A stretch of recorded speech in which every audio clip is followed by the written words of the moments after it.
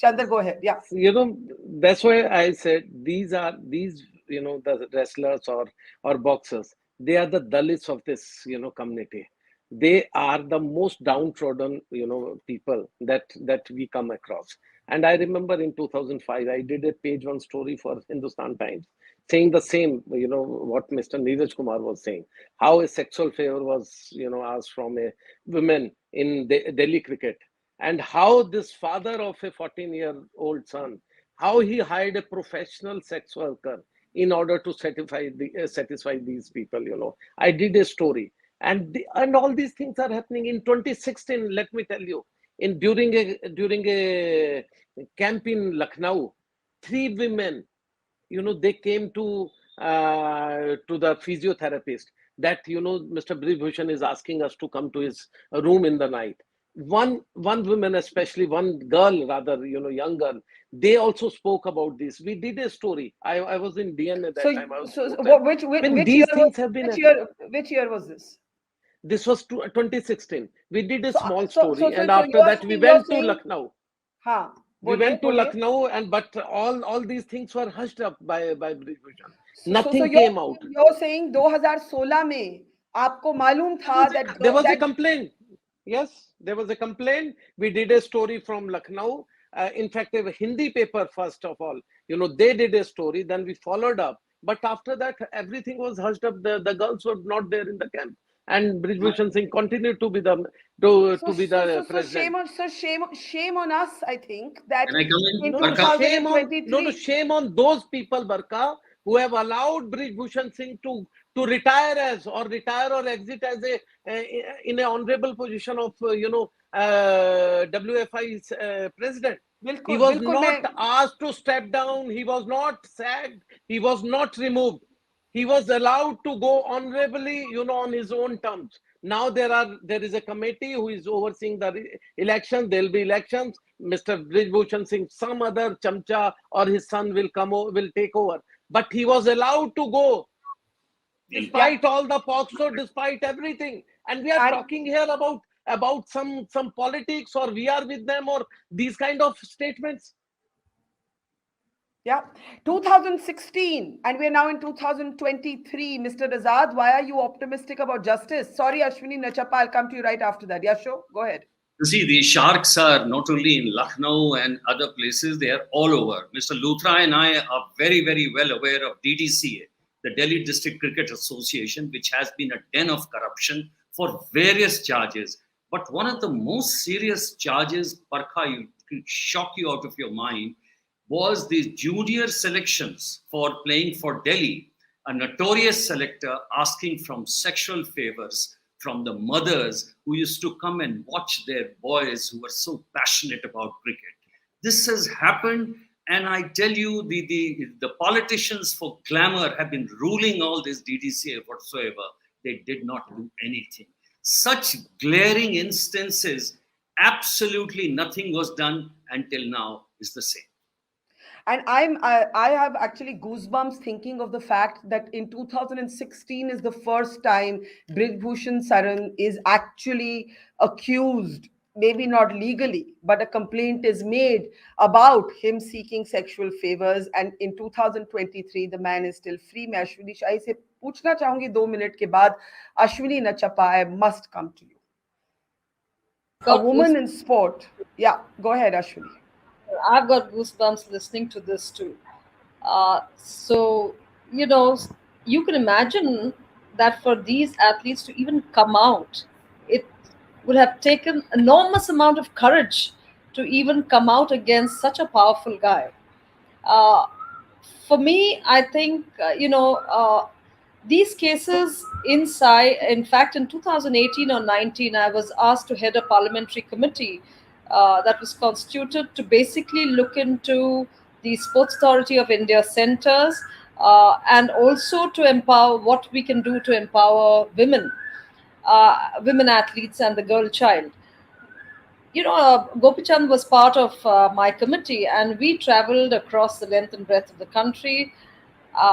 It was, I would say, as an athlete, quite shocking to see the conditions some of our young athletes of 12 and 14 years, 14 and 15 years, even the living conditions. It brought tears in our eyes at 8 o'clock when we are sitting and watching. We were invited at 8 to visit a center, and they had put a red carpet for all of us.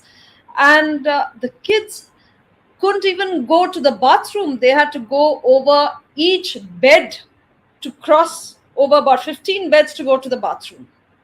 And one of the conditions for the warden was that the warden should be a widow.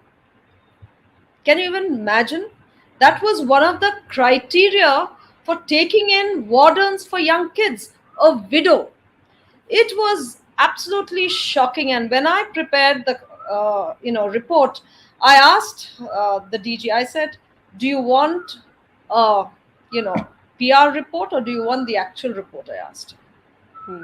Because if you want a PR report, I'm resigning from this. This is not my way of doing it. And I put up pictures, I put up the entire report as it is and as it should be. And you know what was the first reaction? Oh, hame marwa diya. Yeah. Can I ask you? Can I ask you what it's been like for you to be a woman in sport, and how have you heard about other women, young girls, their mothers being asked for sexual favors by politicians or other selectors, officials who control sport? Ashwini?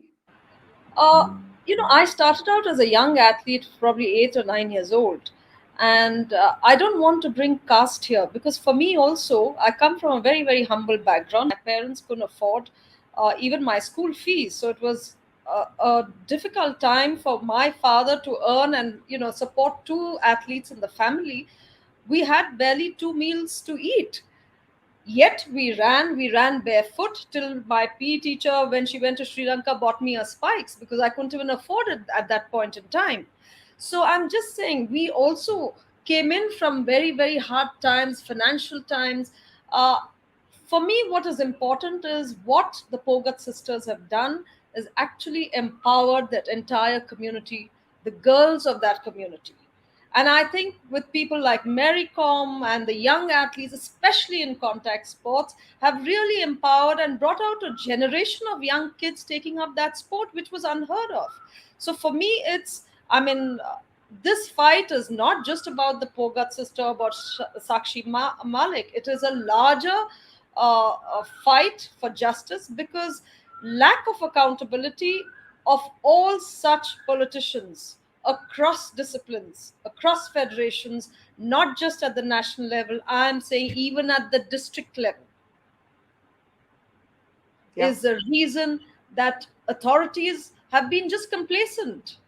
And these things do happen in team sports, especially because for us as individual sport, you can't really do much when you have performance and your timing to show off. But in team sport, it is extremely difficult, whether it's basketball. We've heard so many instances.